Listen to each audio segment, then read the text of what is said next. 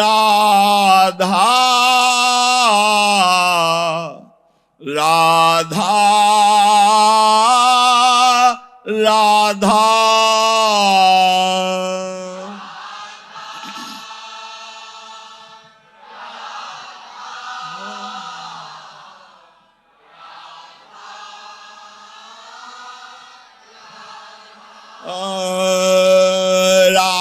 राधा राधा राधा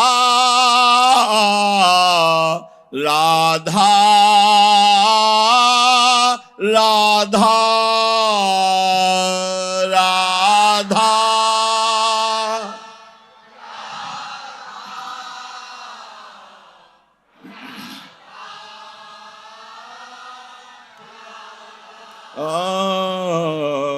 राधा राधा राधा राधा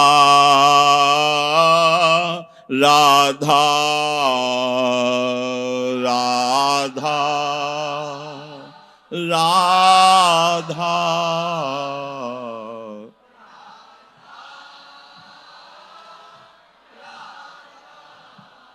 श्री राधा वल्लभ लाल परम सच्चिदानंद घन आनंद समुद्र प्रेम समुद्र ज्ञान वैराग्य ऐश्वर्य अनंत शक्तियों के स्वामी, कैसे तुम्हें प्रेम प्राप्त हो, कैसे तुम्हें महासुख की अनुभूति हो, कैसे तुम दुख अशांति जन्म मरण राग द्वेष इस प्रपंच से मुक्त हो, प्रभु अर्जुन जी को निमित्त बनाकर अमृत में उपदेश कर रहे हैं। जो इस भगवद वाणी को श्रद्धा विश्वास पूर्वक सुन ले, मनन करे और धारणा में उतार ले तो शरीर में रहते हुए जीवन मुक्त हो जाए, देह में रहते हुए विदेह हो जाए। विदेह किसी व्यक्ति का नाम नहीं है, स्थिति का परिचय कराने वाले जितने भी शब्द है वो स्थिति का। विदेह जीवन मुक्त, परम पद द्वंद्वों से मुक्त, ये उसी परम महाआनंदमय स्थिति का बोध कराने वाले शब्द है। वो परम आनंद हमारा सहज स्वरूप है, सहज अधिकार है, क्योंकि वो कोई और नहीं, हमारी परम प्रिय आत्मा है। उन्हीं को भगवान परमात्मा विविध नामों से कहते हैं। हम भूल करके प्रियता देह में, देह के भोगों में और देह संबंधियों में कर बैठे, इसीलिए हम अपने जीवन सर्वस्व परम प्रीतम को भूल करके बार बार जन्म रहे हैं, मर रहे हैं, अशांति क्लेश के घेरे से निकल ही नहीं पा रहे हैं। ये बहुत अमृत में वचन है प्रभु के। केवल ये वाणी आपको संसार के बिना मनन किए, बिना धारणा किए भी बहुत से भयों से बचा लेगी। ये स्वयं भगवत स्वरूप है। एक जगह प्रसंग में पढ़ा था कि कोई एक पुलिसकर्मी था और रात्रि में उसको सेवा थी समाज सुरक्षा की। एक दिन वो वापस आ रहा था तो जंगल में गुजर कर आना होता था, तो रास्ते में देखा एक सुंदरी युवती खड़ी है।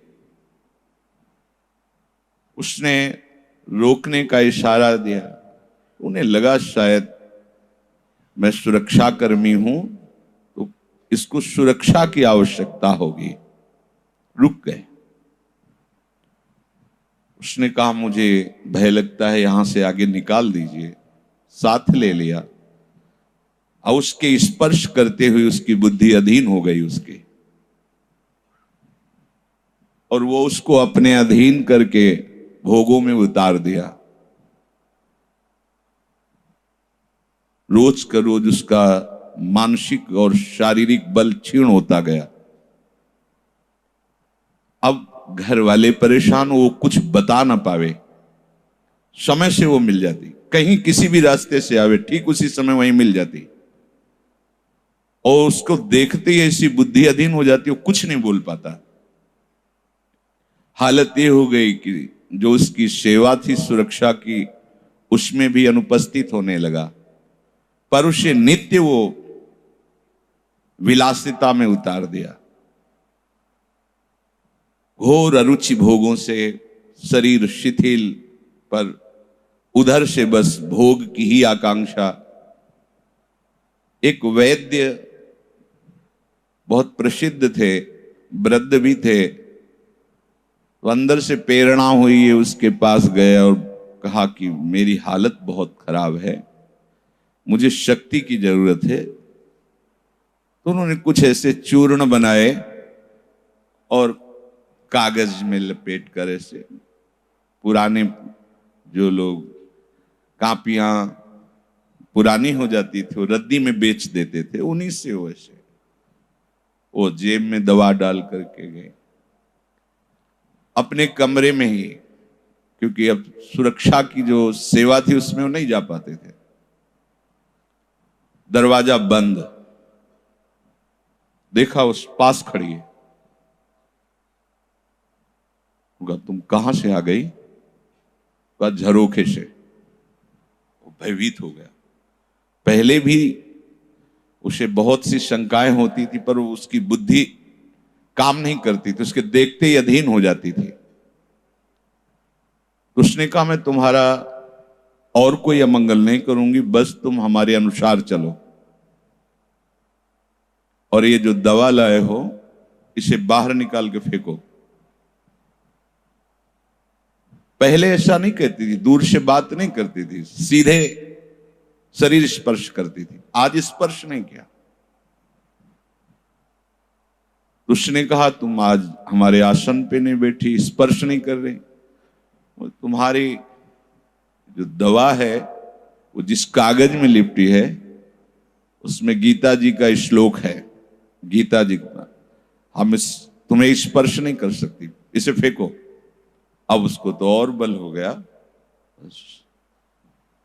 बहुत देर वो परेशान नहीं, फिर वो भाग गई।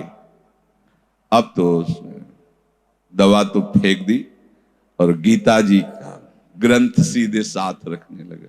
गीता जी, ये भगवत वाणी है। इससे उसको गीता जी में प्रीति हो गई कि जो मुझे ऐसे भयानक संकट से बचा सकती है, अगर हम उसका स्वाध्याय करें, उसका मनन करें, तो मुझे बिल्कुल निर्भय कर देगी। ये भगवत वाणी है, ये भगवान का साक्षात स्वरूप है, वांग्मय स्वरूप है। एक बार एक बहुत ही विद्वान भक्त थे, उन्होंने गीता जी का ये श्लोक पढ़ा, अनन्यश्चिन्तयन्तु माम ये जनाः पर्युपासते तेषां नित्याभियुक्तानां योगक्षेमं वहाम्यहम्। उन्होंने कहा प्रभु आप ठीक नहीं बोल रहे हो, आप कब ललित त्रिभंगी रूप धारण करके आते हो वाहन करने, आप वहां में हम क्यों लिखा? मैं करवा देता हूं। वाहन तो आप स्वयं करते नहीं, किसी न किसी को भेज देते हैं, ये माना, तो आपने गीता में गलत क्यों लिखा? मैं करवा देता हूं, वहां में हम नहीं। लाल पिन से रकील खींच दी वहां में हम के ऊपर, कराम में हम, मैं करवा देता हूं, व्यवस्था करवा देता हूं। भिक्षावृत्ति से जीते थे, बड़े तपस्वी। पर भगवत वाणी में उनको संशय हो गया कि वहां में आप स्वयं आते हैं क्या? किसी न किसी को भेज करके उसकी समस्या का समाधान करते हैं, स्वयं तो आते नहीं। तो ये उन्होंने श्लोक नहीं पढ़ा था क्या? मत्ता परतरम नान्यत किंचित अस्ति धनंजय। पर जो विद्वान होता है ना, वो संपूर्ण ज्ञानी नहीं होता। जो भक्त होता है वही संपूर्ण ज्ञानी होता है। जो प्रभु से प्रीति करता है वही संपूर्ण। जितने बड़े ज्ञानियों की श्रेणी में आते हैं वो सब महान भक्त होते हैं।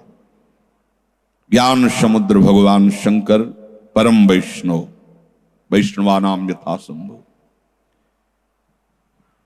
गरुण महाज्ञानी गुण राशि, भगवान के सेवक, परम प्रिय सेवक, भगवान के वाहन, गरुण महाज्ञानी गुण राशि। जितने भी ज्ञानी नाम अग्रगण्यम, परम भागवत हनुमान जी महाराज, विश्वामित्र महामुनि ज्ञानी, भगवान की प्रति गुरु भाव अपने में और शिष्य भाव भगवान में, ये भी भगवत आराधना, ये भी भक्ति का स्वरूप है। भगवान तो इतने कृपालु, जैसी भावना करो वैसे ही वो आनंद देने लगते हैं। खास बात जीवन की,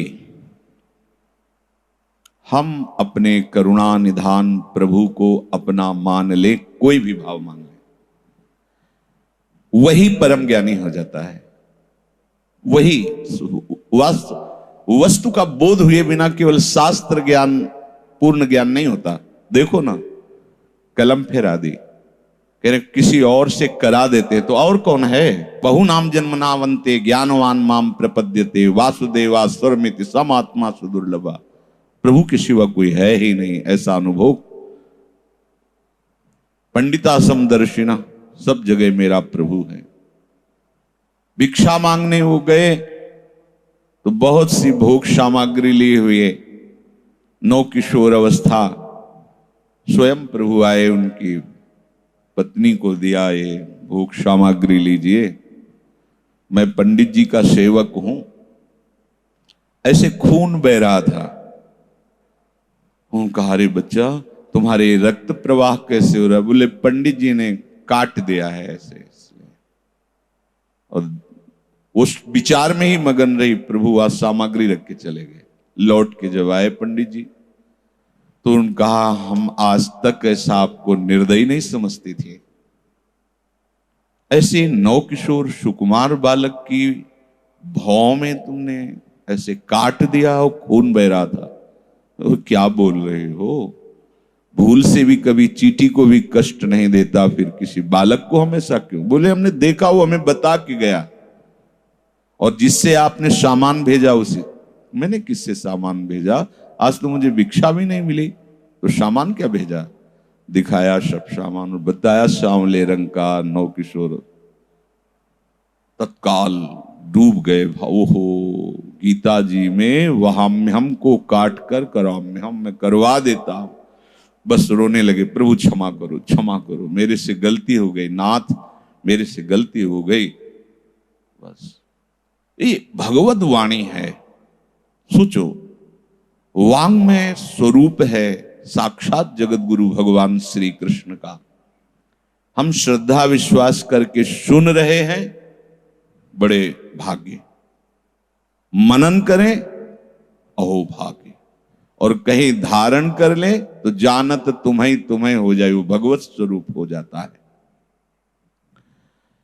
प्रभु कह रहे हैं, यदि आपकी इंद्रियां विषय में सुख की खोज करने के लिए घूम रही हैं और बुद्धि उस पर शासन नहीं कर रही और आप राजी हो, तो आप में भावना नहीं बनेगी। बहुत ध्यान देने का विषय है।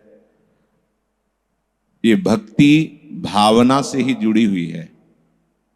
सारी की सारी सेवा भावना से ही प्रभु स्वीकार करते हैं, नहीं तो क्रिया हो जाएगी।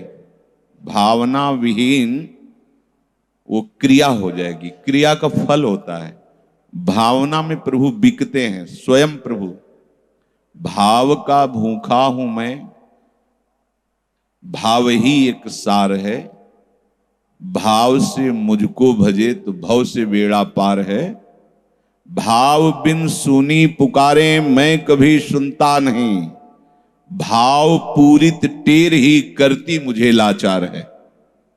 अजित को लाचार कर देती है भावना। जब आपकी बुद्धि इंद्रिय और मन के अधीन होकर विषयों में स्वतंत्र रूप से भोगने के लिए विचरण करती है, एक ही इंद्रिय आपका नाश कर देगी। जैसे नाव जा रही है, अगर खेने वाला असावधान है, प्रतिकूल वायु आई भंवर में फंसा के उसे मार्ग भ्रष्ट कर देगी। दो तरह से, या तो डुबो देगी और या तो जिस दिशा को जा रहा था पलट देगी, दिशा पलट देगी।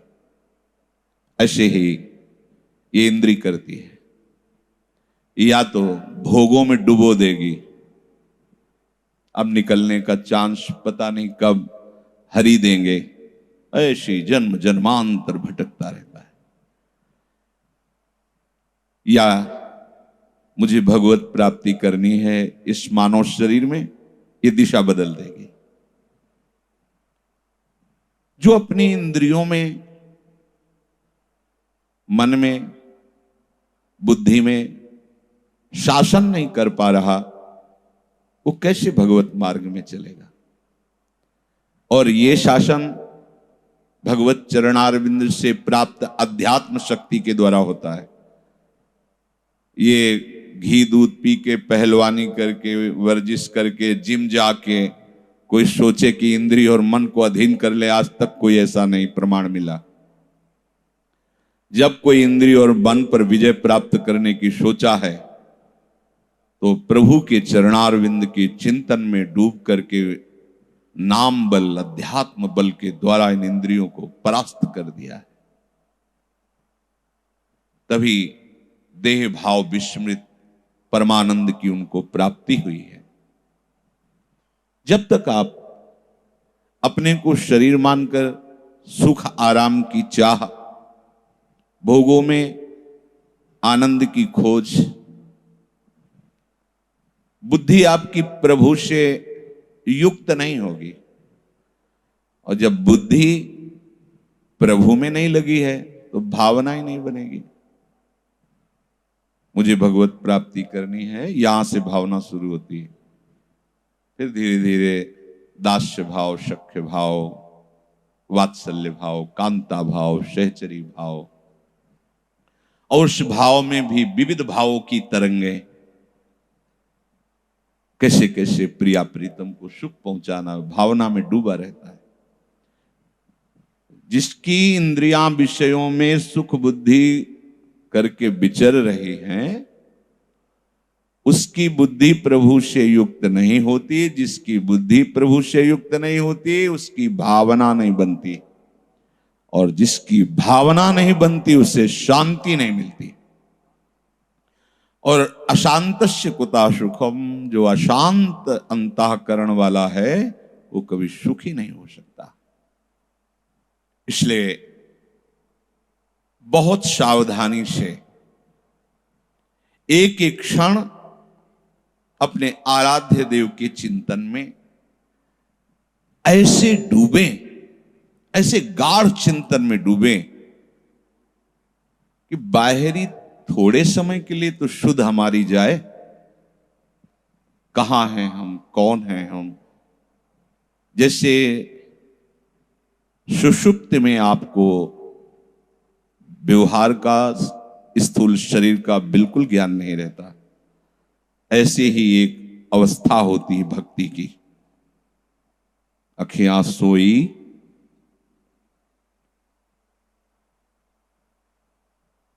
न जगी, निरख स्वरूप कुंवरी राधे को।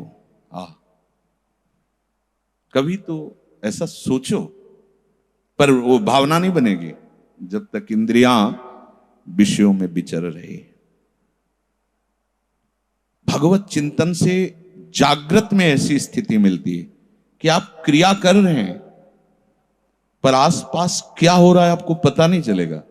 आप देख भी रहे हैं, आपकी श्रवणेंद्रिय भी है, वो आदमी आपको कह सकता है कि आप देख रहे थे, आप जग रहे थे, फिर आप कैसी बात कर रहे हैं।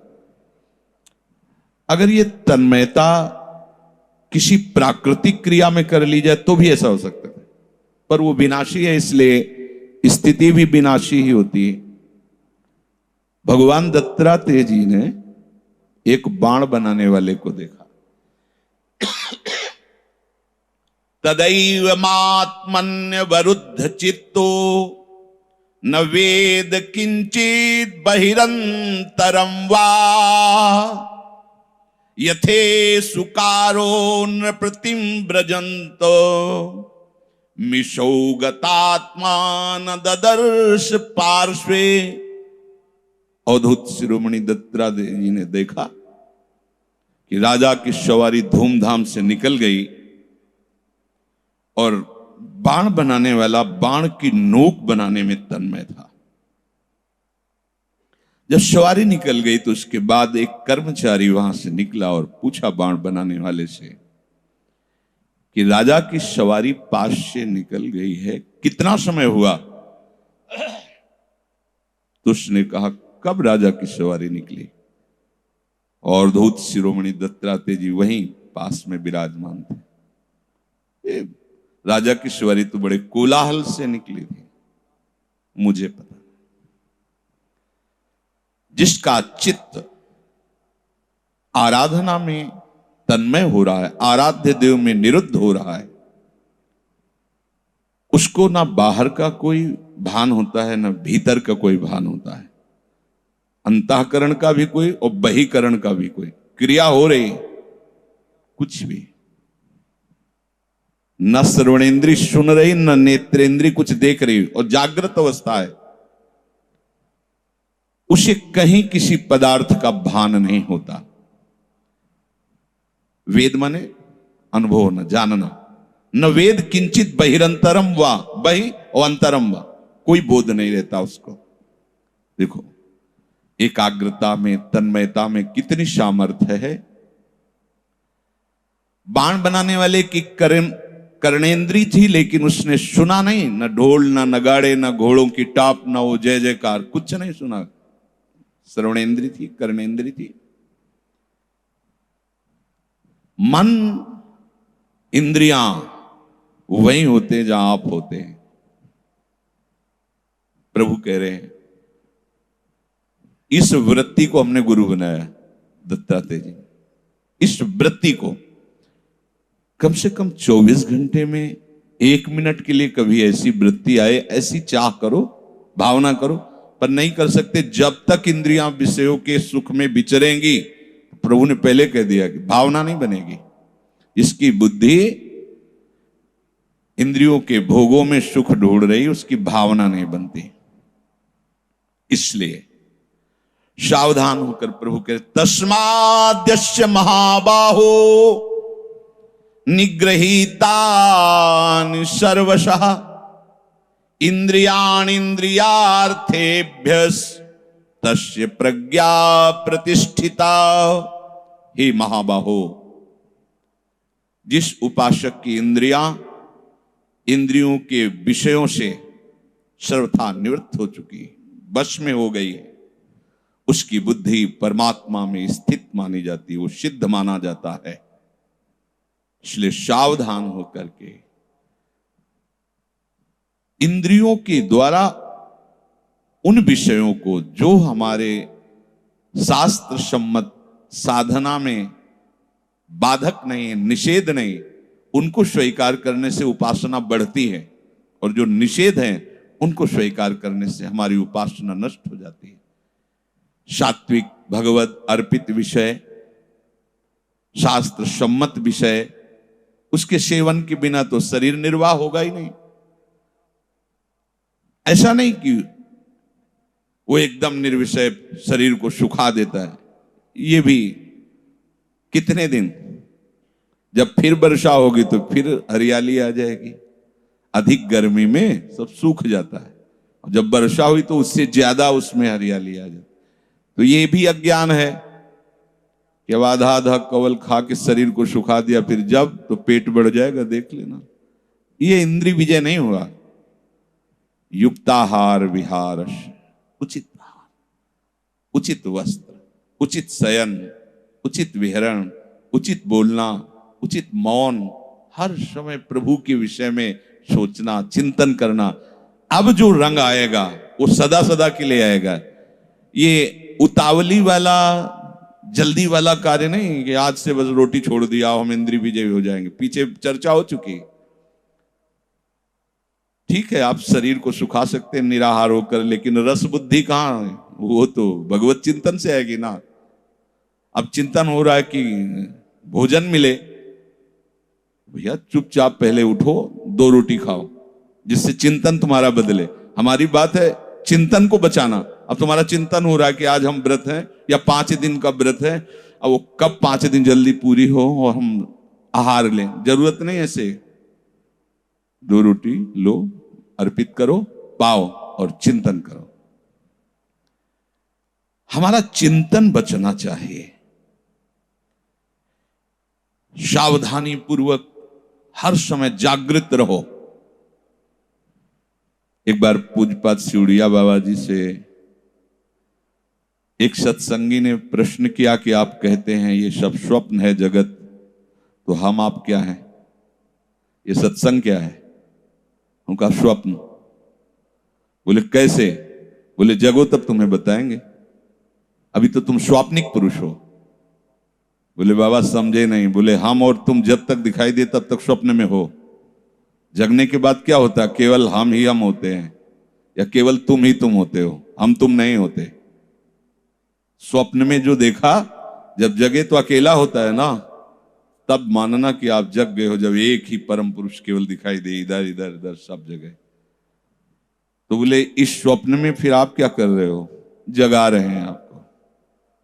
इस स्वप्न में आपको जगा रहे हैं। प्रभु कह रहे हैं जाग कर।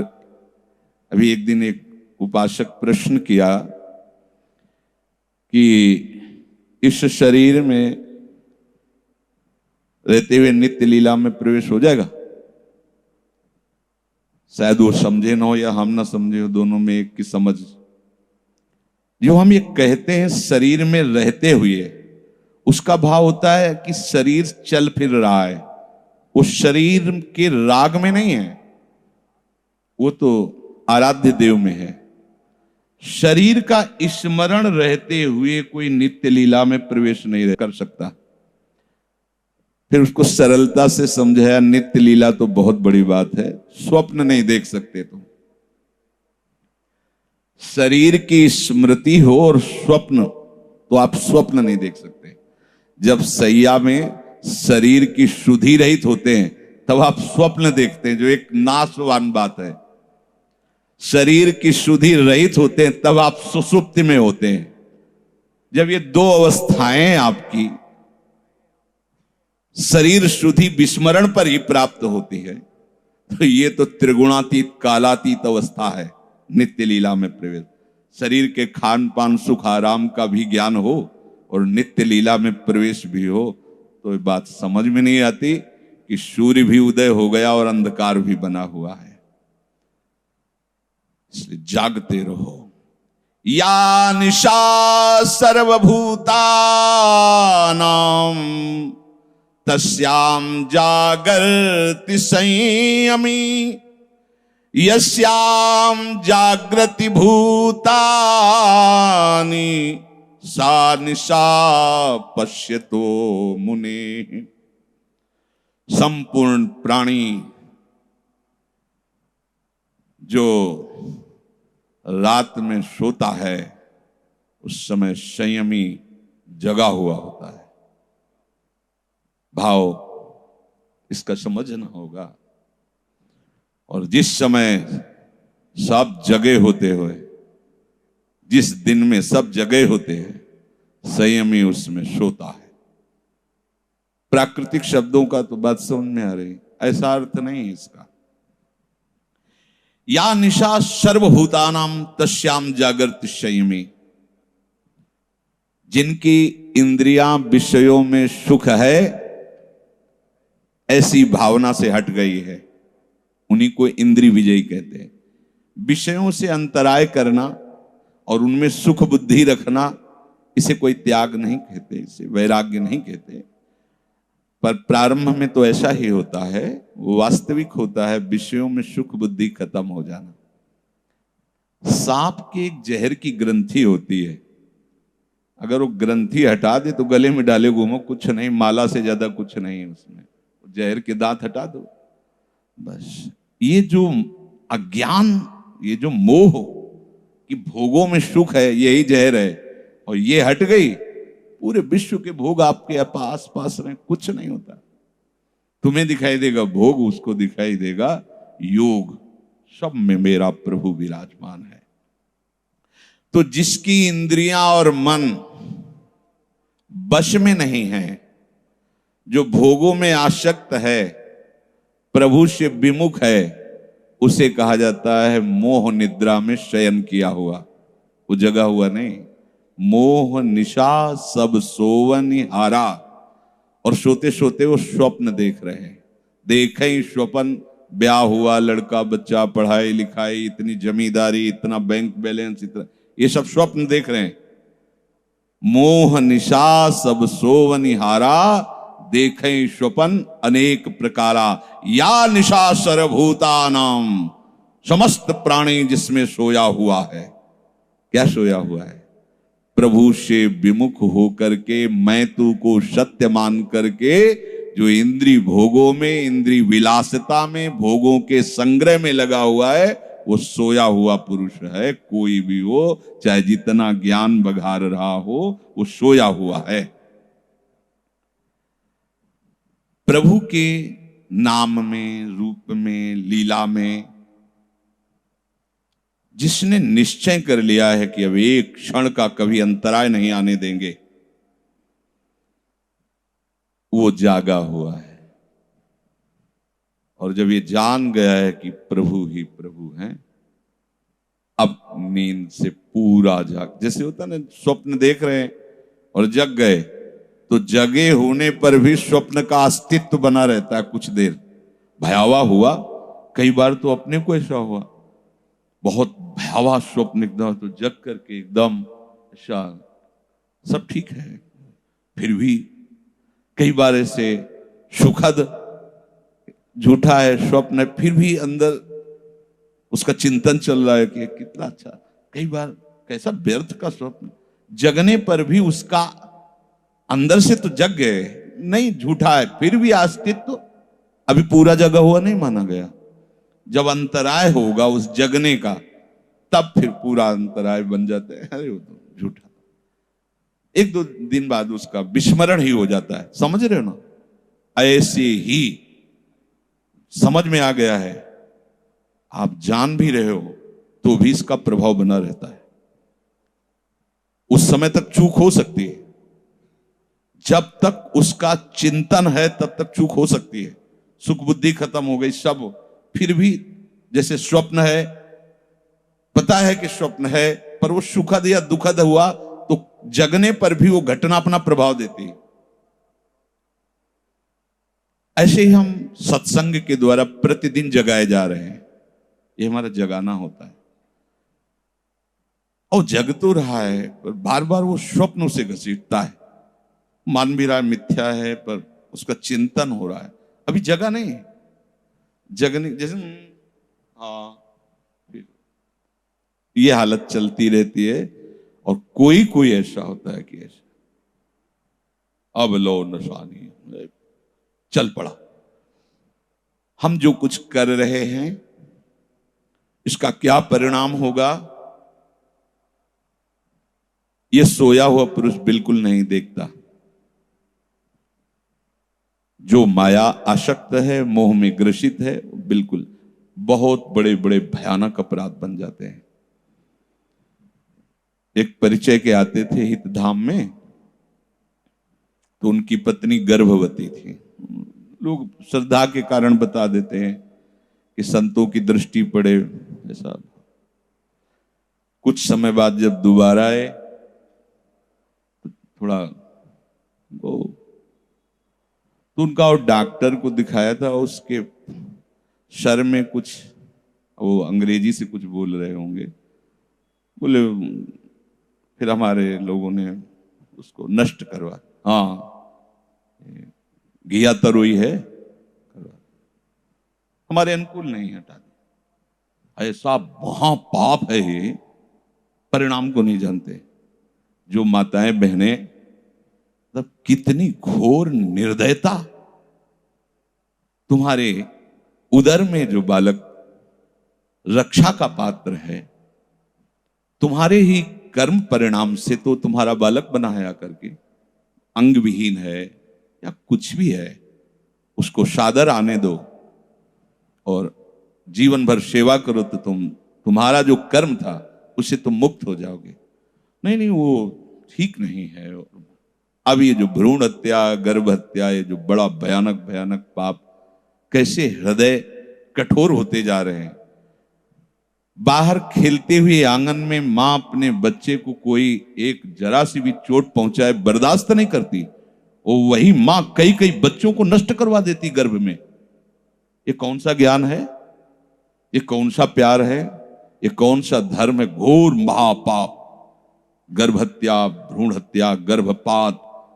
विचार करो, ये वही बालक है जो तुम्हारी गोद में आगे बैठेगा, जो तुम्हें मां कह करके अपना सर्वस्व मानेगा, और उसकी तुम हत्या प्रकट होने के पहले ही करा रहे हो।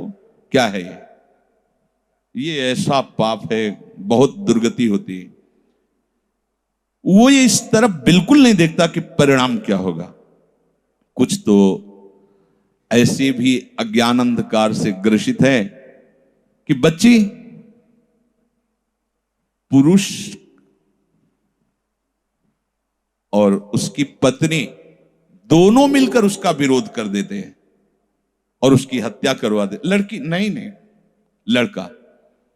अरे मूर्ख हो, जीवात्मा तो दोनों में है। अगर लड़की नहीं होती तो तुम्हारी पत्नी कौन बनता आके? फिर ये सृष्टि चक्र कैसे चलता? तुम बिना स्त्री के नहीं रह सकते। और वो जो गर्भ में आई है, वो किसी के परिवार का सृजन करने के लिए आई है, और उसका तुम विनाश करवा रहे हो। कैसी तुम्हारी मंद बुद्धि है? वो मां कितनी निर्दयी है जो ये जान रही कि मैं भी एक स्त्री हूं और मेरे गर्भ में भी। कैसा? ये सब मोह निशा सब सो निहारा। ये बड़े भयानक पाप है जिनको आप समझते भी नहीं। अरे क्या पाप, हमने कोई पाप किए है क्या? हमारा बच्चा है, हम जब चाहें। सावधान, कोई भी ऐसी गलती मत करो, संयम से रहो। अंधा है, लूला लंगड़ा है, बीमार, कैसा भी जो आए आदर करो। भगवान उस स्वरूप में आके आपकी सेवा स्वीकार करेंगे, आपके कर्मों का क्षय होगा और आपका मंगल होगा। ये जो गलतियां हैं ये अक्षम्य अपराध है, बात समझ लेना, अक्षम्य अपराध। और उसे अपराध ही नहीं समझा जाता। ऐसी विलासिता बढ़ गई है, ऐसा अज्ञान बढ़ गया है। कैसे? प्रभु कह रहे हैं जैसे पशु पक्षी केवल भोजन करना है, भोग करना है, बच्चे पैदा करना है, सोना है, कमाना इसलिए कि उससे भोग सामग्री मिलती है। ऐसे ही ये जो लोग हैं, रात दिन खाने में, पीने में, सुख में, आराम में, भोगों में और धन कमाने में और भोग संग्रह में रात दिन लगे हुए हैं, तो ये पशु पक्षी से भी नीचे गिर गए हैं। तिनते खर सूकर स्वान भले, जड़ता बस जे न कहें कछुए। नीचे क्यों गिर गए? क्योंकि पशु पक्षी अपने कर्म का भोग करके ऊपर उठ रहे हैं और ये अपने कर्मों को बिगाड़ करके अब नीचे गिर रहे। बहुत ऊंचाई पे है मनुष्य योनि। प्रभु से विमुख होने पर बड़े बड़े अपराध हम जान नहीं पाते और स्वाभाविक बनते जाते हैं। जो ऐसे अपराध करते हुए भोगों में खाना पीना, भोग करना, संग्रह करना, तो प्रभु कहते हैं इसमें सब लोग प्रायः सो रहे हैं। उनको ये ज्ञान नहीं कि मेरा जन्म किस लिए मिला है। ये प्रभु की तरफ से सोए हुए हैं, अपना कल्याण करना है, जो हमें परिवार मिला है उसकी सेवा करनी है। इसी जन्म में हमें कर्म बंधन से मुक्त होना है। हमें जो शक्ति मिली है, विवेक मिला है, सामग्री मिली है, उसका हम दुरुपयोग न करके सबकी सेवा में लगा के अपने आराध्य देव को प्रसन्न करके अब ये जन्म मरण का चक्र रोक देंगे। ये होता है जगने की चेष्टा।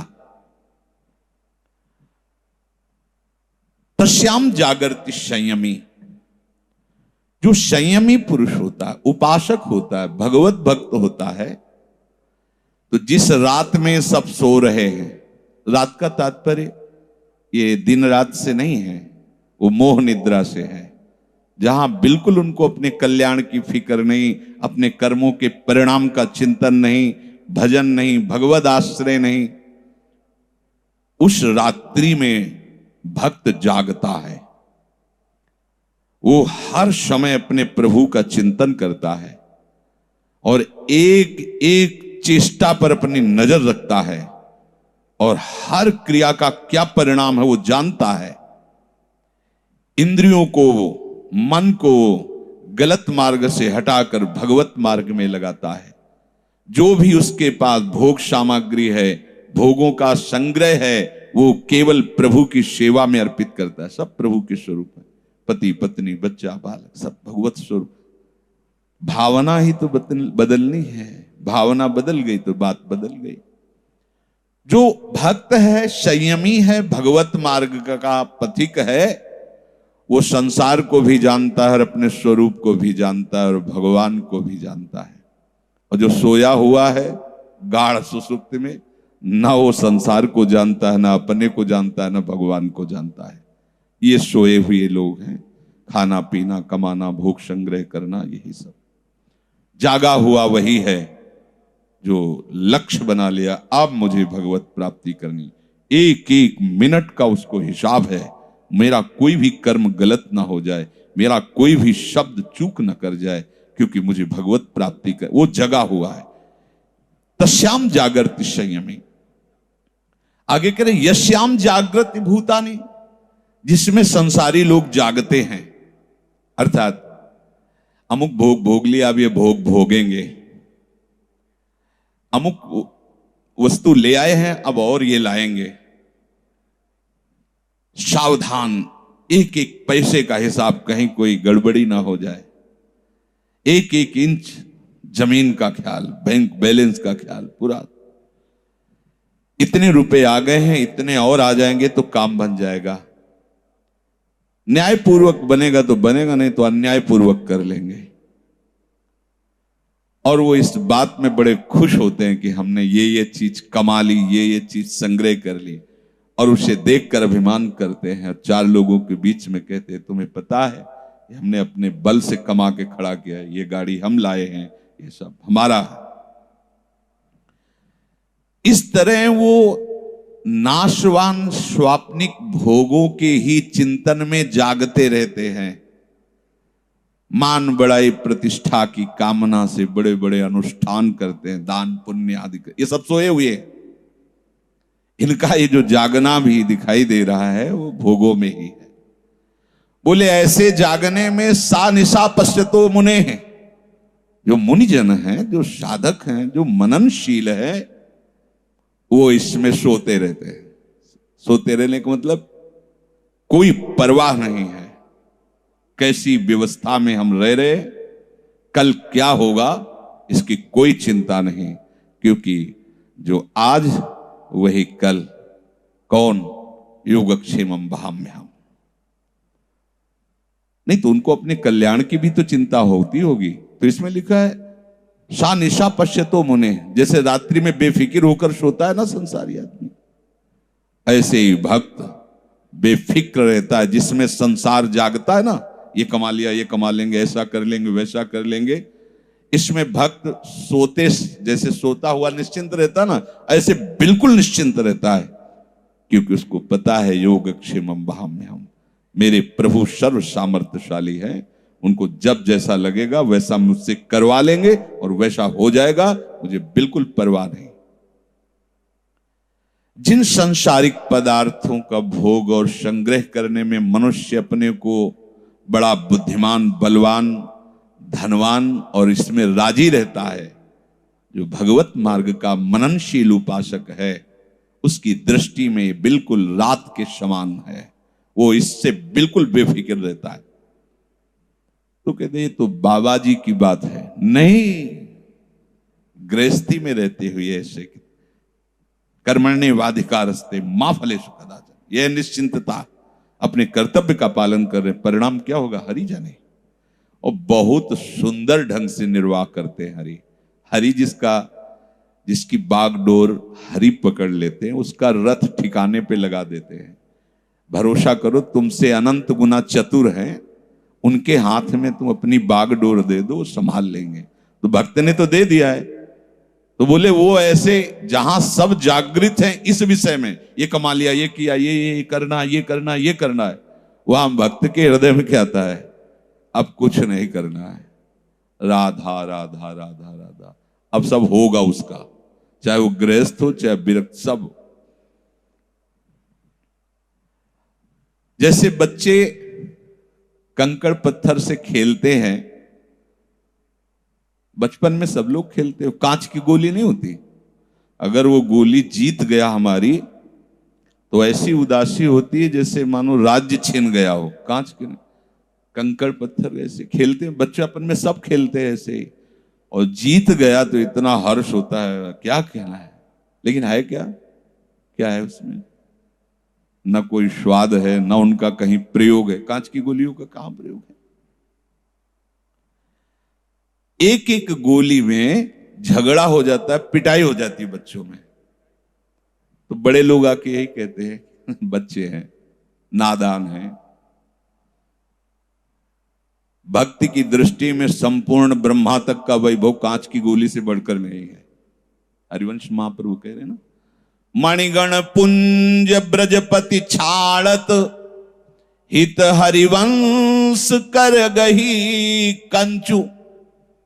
ये जो कांच है, कांच की गोली जैसे बच्चे एक दूसरे का छीन ले या ले ले तो झगड़ा हो जाता है बच्चों में, ऐसे ही यहां से लेकर ब्रह्मलोक तक जितना वैभव है वो सब कांच की गोली के समान है भक्ति की दृष्टि में।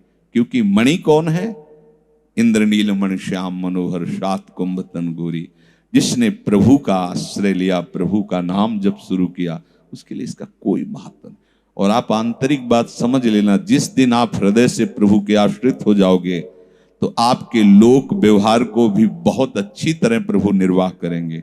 आपके परिवार का सम्यक भरण पोषण प्रभु करेंगे, पक्का विश्वास कर लो। अरे अनंत ब्रह्मांडों का भरण पोषण कर रहे हैं, केवल तेरा अहंकार ही तो है। जो उपासक प्रभु के नाम रूप लीला धाम का आश्रय लेता है, तो जैसे किसी को 10 बोरा कांच की गोली दे दी जाए आके, उसको क्या हर्ष होगा। दूसरा आके 10 बोरा ले गया तो उसको क्या शोक होगा, क्योंकि मां तो जानता है कुछ नहीं है।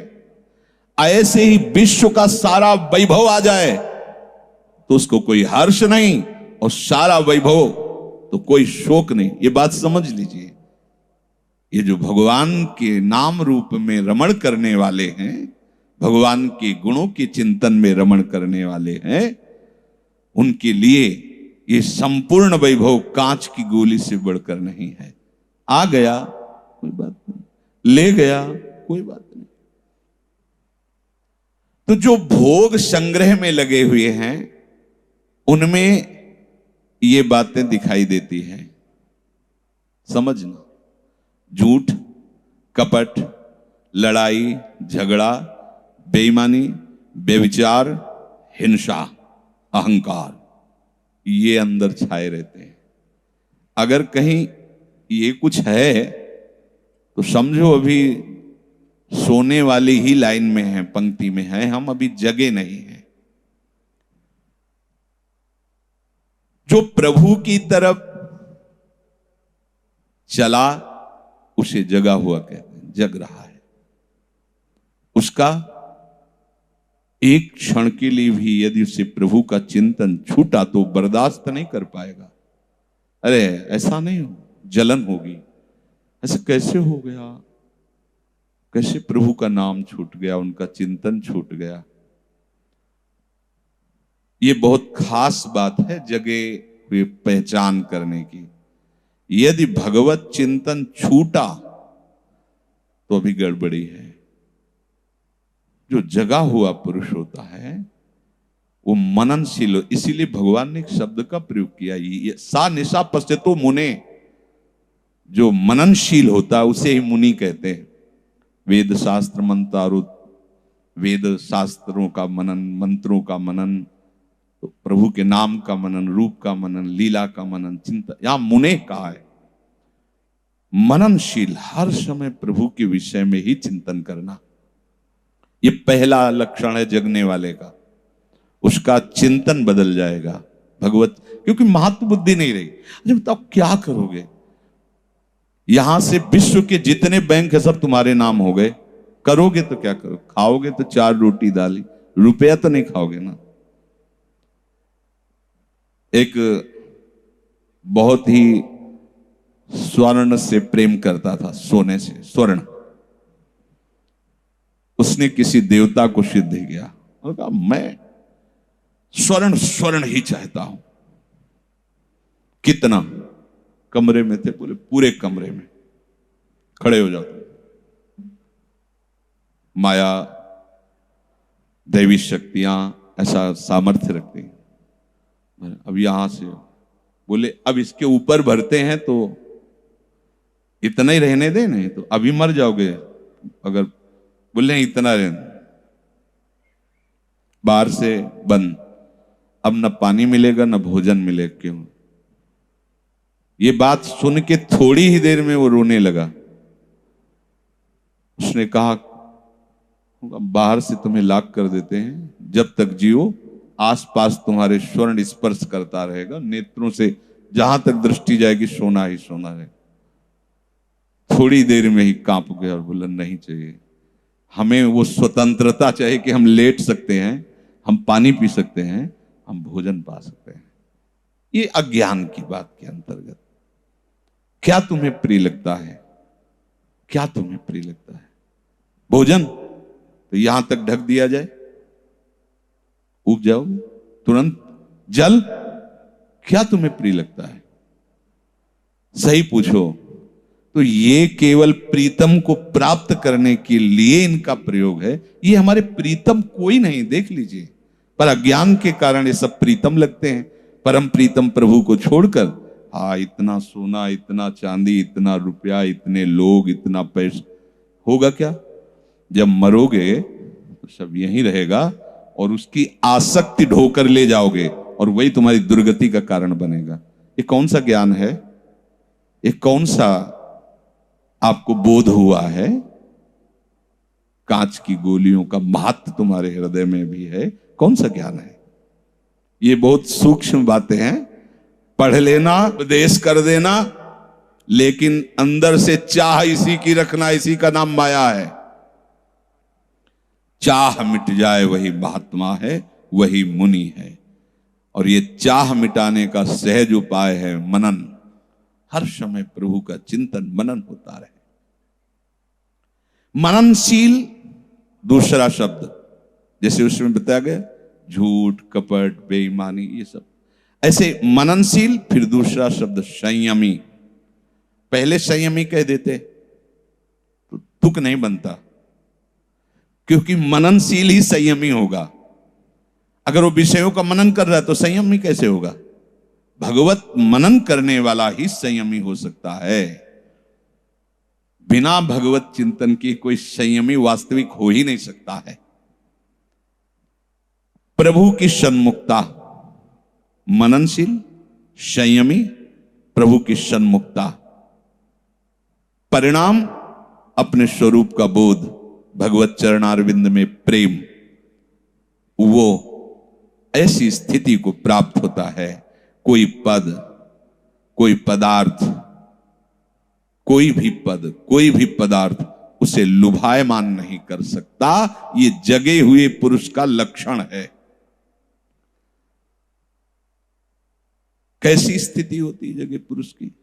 बोले आपूर्यमाणो मचल प्रतिष्ठम समुद्रमापः प्रवशन्ति यद्वत् तद्वत् कामायं प्रविशन्ति सर्वे सशांति माप्नोति न काम कामी। आहा, जगे हुए उपासक की जो मननशील है, भगवत सन्मुख है, जो संयमी है, उसकी स्थिति कैसी होती है? जैसे आसपास से दौड़ती हुई नदियां समुद्र में गिरती है पर समुद्र में कोई फर्क नहीं पड़ता, ऐसे ही आसपास से ऐश्वर्य भोग सामग्रियां उसके चरणों में लुटती हैं, उसमें कोई फर्क नहीं पड़ता। ऐसा होगा क्योंकि जो सर्व सामर्थ्यशाली प्रभु के चरणों का दास है, उसकी उदासी का तो कोई प्रश्न ही नहीं बनता। समस्त ऐश्वर्य उसकी सेवा में हाथ जोड़े कर मोक्षादि भी खड़े रहते हैं।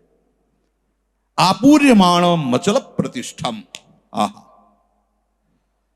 चारों ओर से जैसे जल की नदियां दौड़ती हुई समुद्र में गिरती हैं, पर वो अपनी मर्यादा नहीं तोड़ देता, मर्यादा में रहता है। ऐसे ही वो भक्त, वो उपासक विश्व का ऐश्वर्य घेर ले तो कभी अभिमानी नहीं होगा, कभी वो अपनी मर्यादा से विचलित नहीं होगा। ऐसे ही संपूर्ण भोग पदार्थ जिस संयमी उपासक के हृदय में कोई विकार उत्पन्न ही नहीं कर पाते, वही परम शांति को प्राप्त है, वही जगा हुआ है, भोगों की कामना वाला नहीं। चाहे जितना उपदेश दो, चाहे जितना ज्ञान वर्णन करो, अगर भोग बुद्धि है, भोगों में सुख है, तो अभी सोया हुआ है, वो स्वप्न में ही जान रहा कि मैं जग रहा हूं। सोया हुआ भी तो देखता है ना कि मैं अमुक कार्य करने गया था, उनसे झगड़ा हो गया, उनसे ये हो गया, और हो कुछ नहीं रहा। ऐसे वो जान रहा मैं ज्ञानी हूं, मैं विद्वान हूं, मैं अमुक हूं, मैं अमुक हूं, है नहीं। अभी वो सोया हुआ, जगा हुआ कैसा? बोले जैसे चारों तरफ से वेगवती नदियां निरंतर समुद्र में गिर रही, पर समुद्र में कोई फर्क नहीं, वो अपनी प्रतिष्ठा में, अपनी मर्यादा में है। ऐसे विश्व के सारे भोग उस महान जगे हुए पुरुष, भगवत निष्ठ मननशील, भगवत सन्मुख उपासक के सामने आए, पर उनके हृदय में विकार, वो मर्यादा में रहेगा, विकार नहीं उत्पन्न कर पाते, वो जगा हुआ है, कामना वाला नहीं। शेष चर्चा आगे। श्री राधा वल्लभ लाल।